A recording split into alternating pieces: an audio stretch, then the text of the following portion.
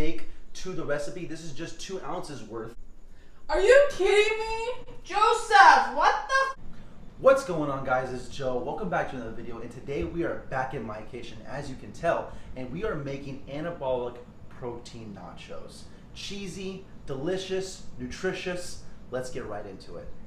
Okay, so step 1, we are going to go ahead and make the tortilla chips. I'm using 1 flatbread's worth of Joseph Lavish bread. I have them right here on this metal sheet, and I cut them up into little squares, and I actually hit it with a little bit of pink Himalayan sea salt. This is optional. You don't need it. The oven is preheated to 350 degrees. I'm going to throw this bad boy in the oven for about 10 minutes.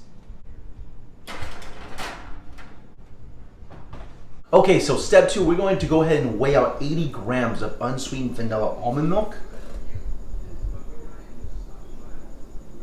All right, next you're actually going to want to weigh out 70 grams of fat-free cream cheese. Last but not least, I'm going to go ahead and weigh out 84 grams of fat-free mozzarella cheese. You got to make sure it's fat-free. This is what makes a high-protein, low-fat recipe. Okay, now that you have all 3 of those ingredients, what you're going to want to do is put the almond milk in a pot and go ahead and put it on a low heat until it starts about to steam, which is right around now for me. And then once it starts steaming, go ahead and add your fat-free cream cheese to the mixture. And then once you add that fat-free cream cheese, all you gotta do is just kind of play around with it with a little bit until it kind of just meshes with the almond milk.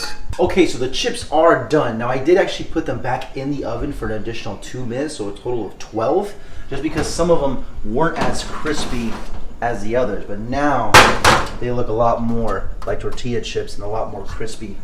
So the cream cheese is actually combined with the almond milk, and this is the type of consistency you're kind of looking for. And once that combines is nice and even, then you want to go ahead and add in your fat-free mozzarella cheese right in there. And it shouldn't take long once you add the fat-free cheese in there, but just go ahead and give it a nice stir, and it should combine into this nice creamy sauce. Literally just under a minute, I added that cheese, and it's a lot thicker and creamier now with that fat-free mozzarella cheese. Starting to look like that chipotle queso.